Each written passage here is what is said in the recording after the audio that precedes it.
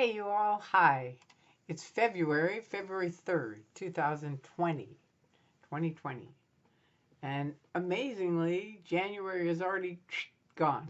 We're into February. So this video, I just thought I'd make a little video on Scientology, love, and sex. Because people ask me about it quite a bit. And now you have to remember there's two sides to Scientology. There's the Sea Org, which people who've watched Leah Remini's interviews, a lot of them were people that were in the Sea Organization, which is a billion-year contract. They work 24 hours. They're there with them 24 hours a day. And they work for Scientology for nothing. It's like slave labor, just so you know. If you're thinking of joining it, don't. Because it's not what you think it is. It's a lot of work, and it's a lot of headache, and it's a lot of bullshit. You know, it's like how great it is and you're helping mankind, even though you're really just sharpening pencils all day. But you have to remember you're part of a massive organization that is really saving the planet. And the truth is, no, they're not. Not at all. Okay, so there's the Sea Organization and there's public.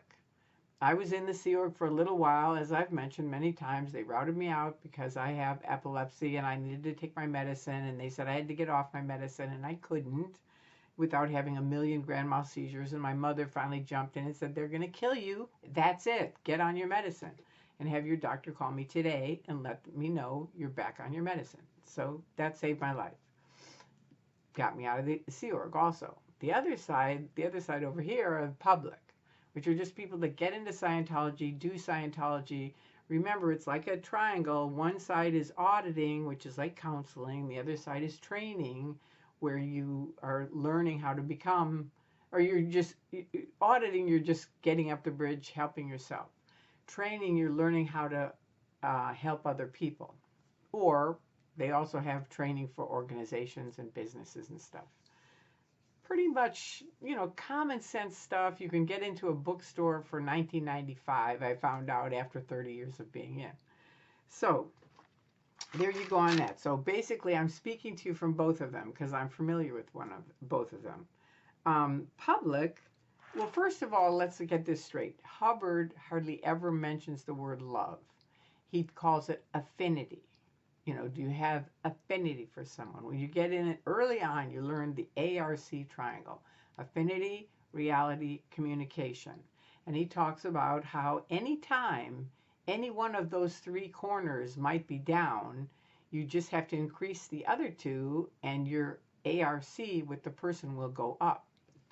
That sounds really good. I thought, now that's really good. And you have to demo it out in class and everything else. And it sounded like that really works. And the day that I learned it, I went out into the lobby, and some Sea Org member was screaming at this other Sea Org member early in the 70s. And I thought, now wait a minute, what about the three triangle, you know, the three corners of a triangle, and you can use any side to get the other two up and back in ARC with the person.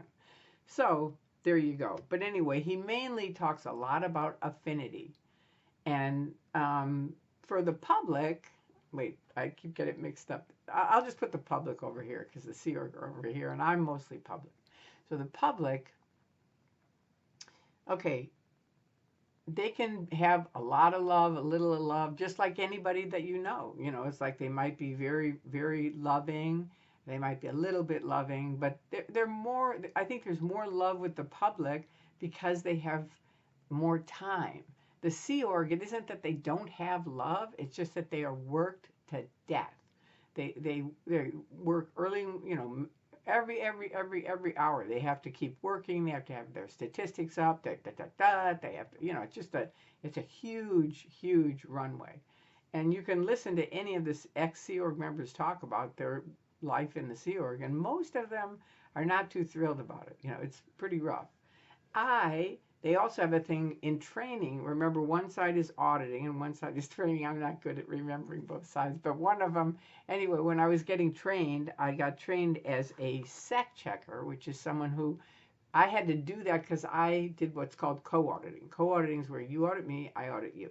So in order to do that, and I've mentioned this before, I had to learn how to become a sec checker, to co-audit, to audit without paying for it. You co-audit it. What's called the false purpose rundown. So I went to Flag and got trained as a sec checker. Well, then I did the internship, and on the internship, you're practicing sec checking.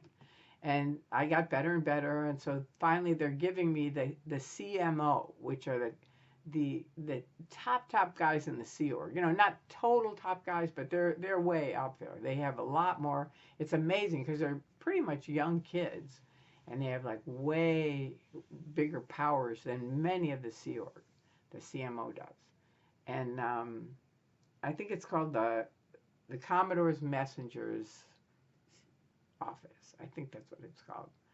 But I have a few friends that were CMOs, and you know, it's tricky. It really is. It depends on what your job is at it. But the guys that I audited, it was really tricky because they had so much upset because Hubbard made them feel like it was a big overt or bad deed to masturbate. Now, these guys back then were in bunk beds, so it's like bump, bump, bump. So it's three guys. They're all on top of each other. I'm sec checking all three of them individually, but each one of them has a huge secret they can't tell me, right? And what is it? That they basically masturbated. And it's like, I felt so bad for them because it's like, why not?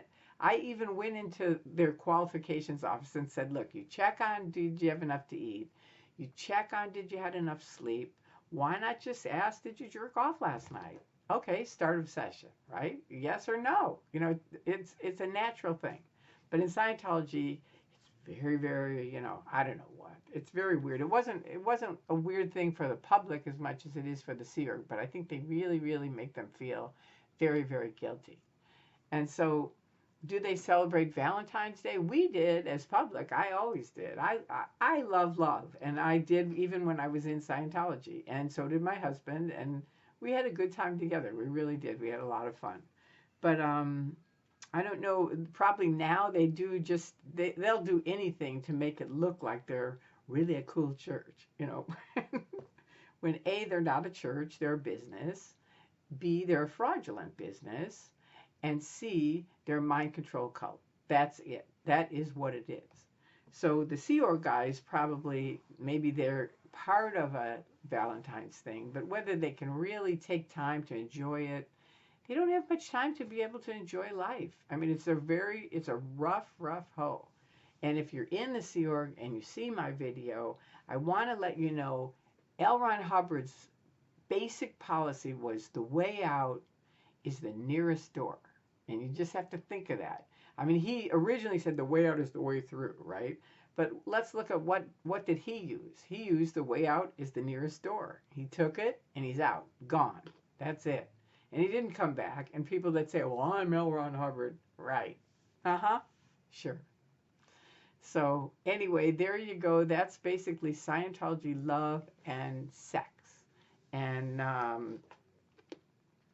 you know, any kind of pornography is considered seriously big overts for them. You know, it's like, oh, God, how could you possibly do that? You know, I can't tell you that. I mean, I'm not going to get into it because I'm not going to tell people's personal secrets, but I was shocked. And I've done a lot of stuff myself. But I was really shocked at some of the stuff some of these people had done.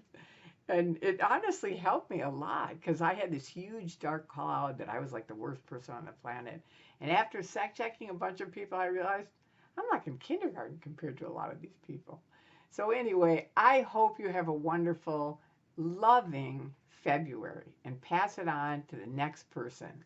Last night I was at Trader Joe's and a guy came walking back in and he said to the teller, here's $20, you paid me too much. And the kid just looked so stunned and he said, thank you so much.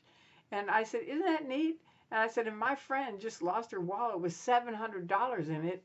In 24 hours, she lost it twice. And both times it was returned with all the money in it. So we both agreed, the teller and I at Trader Joe's, more people are good than we think. You hear about the news all the time, bad, bad, bad. So you start thinking bad, bad, bad. But it's not really true. Most people are really good. They really are. So anyway, enjoy February. I love you. Thank you for coming by Tori Magoo 44. And please pass on this video if you like it. Bye-bye.